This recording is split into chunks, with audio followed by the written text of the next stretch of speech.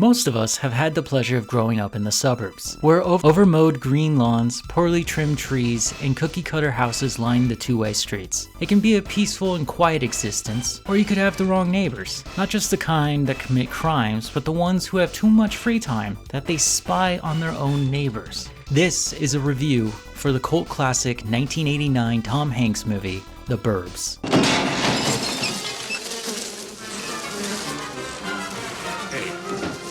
The plot of the film is about Ray Peterson, who has taken a week-long vacation from his work. His interest in his neighbor's creepy house begins one night when he was awoken by bizarre sounds and lights coming from the newly moved-in Klopkin's basement. Something's off about this, and Ray can't shake it. Eventually, the whole cul-de-sac realizes how bizarre these neighbors are, and the men have decided to take it upon themselves to prove something is wrong. These attempts of proving this are a series of biased theories and myriad of breaking and entering attempts. Eventually, this becomes a show for the local teenagers as the men make fools out of themselves in front of their families. The plot is very straightforward, but the theories and attempts to prove that they are right is what makes this movie golden. It's a tale about how ridiculously boring suburban lifestyles can be. Imagine having enough time to critically think and believe your neighbors are performing satanic rituals before critically thinking they murdered one of your neighbors because he suddenly disappeared one night. Now it will escalate into hopping over their fence, ding-dong ditching them, leaving vague, threatening notes under their door, and eventually property destruction. Tell you what, why don't you dig one of your own holes, huh? Well, I was just checking this one. My main interest in this film is Tom Hanks' character, Ray. We know very little about Ray other than he's on a week-long vacation and doesn't want to do anything like take his family to the lake for the weekend. But he's not lazy. Clearly, there's a whole story about the schemes he and his friends get up to. It's one thing to be suspicious of your neighbor's activities, especially nightly ones, or to complain about tummy aches because you're sitting around drinking beer all day. But what drives Ray into this madness? I don't know, as he continues to try and explain his suspicion, leaving behind weird seeds of paranoia to those around him. Also, this guy, when he gets mad, it's very funny. It's like stupidly comedic, and Tom bounces very well with his buddies, and it makes you believe that they kinda know each other in their world. They even have conversations about growing up in Hinkley Hills. Ray's got one friend named Art. Again, we see that Art is welcome in the house. He even eats Ray's leftover breakfast with his wife, who is fine with it. Art is eccentric at times, but you could say there's a few screws loose in his head. But it's fun. He's with Ray in believing that the Klopkins are up to something strange, especially with the odd behavior and the fact that the dog found a bone. Ray, this is Walter. But who's even crazier than Ray and Art is the old veteran who lives across the street from Ray and his family. Rumsfeld is absolutely insane. This guy dresses up in his military outfit and poses on top of his house with a rifle. He's also very intimidating when you're face to face with him. He doesn't mess around, he goes straight for the meat. For instance, Ray, his wife, and Rumsfeld and his wife welcome themselves into the Klopkins' house and have an awkward housewarming party. Canned sardines and pretzels. It's a fun scene, but Rumsfeld makes it uncomfortable, and that manifests into Ray's laughable sneezing fit.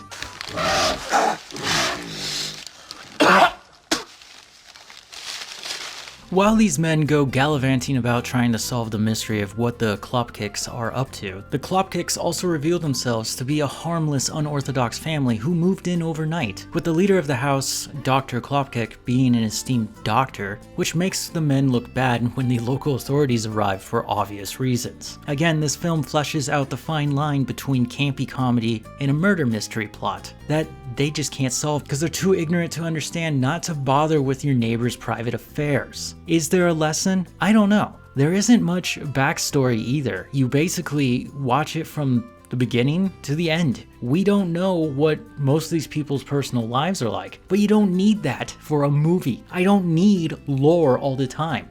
And I found that kind of charming in a world where definitely, well, we gotta make a prequel, we need to make a sequel, there's gotta be something, there's gotta be a reason why Ray acts like this. But no, Ray is just crazy.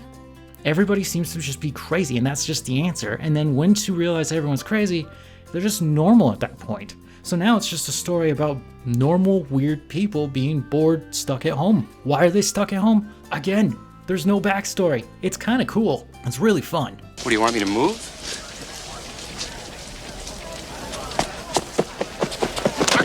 The Burbs is a wonderful, wacky movie that makes you realize that today's standards of franchising is ridiculous. This movie's story is self-contained, just like how the characters live in a cul-de-sac and they never actually leave. The street is the stage.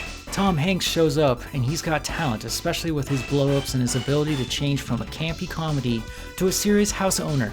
It's quite the duality to demonstrate. I would give this film a solid 3 out of 5. What's special about it shouldn't be special, it's just Hollywood doesn't make movies like this anymore. And if it came out today, it would be considered probably indie with an A24 logo somewhere in the credits. Now, I know I said it's a film that doesn't need a sequel or a prequel or a franchise. And then Peacock released an updated reboot of this story as a TV show. Well, I watched the TV show before I decided to rewatch this one, and found that they have very similar plots and storylines, which I felt like the TV show was simply paying homage to the classic, and the plots definitely aren't the same. While both share the over-noisy neighbor as the protagonist, the mysteries are completely different. If you haven't seen the show, I recommend it. It feels less like a reboot or remake and more of a direct competitor to Only Murders in the Building than anything else. My favorite thing about this movie is that it all takes place on one large set. Like, it's crazy to me how simple the shoot would have been. So there you have it, that's my simple, tight little review on this classic. If you haven't seen it, I super recommend it, and if you aren't into the old 80s movies, then go check out the TV show. It's updated with more characters and bigger twists than the movie could do for its time. Don't forget to comment and subscribe. Bye.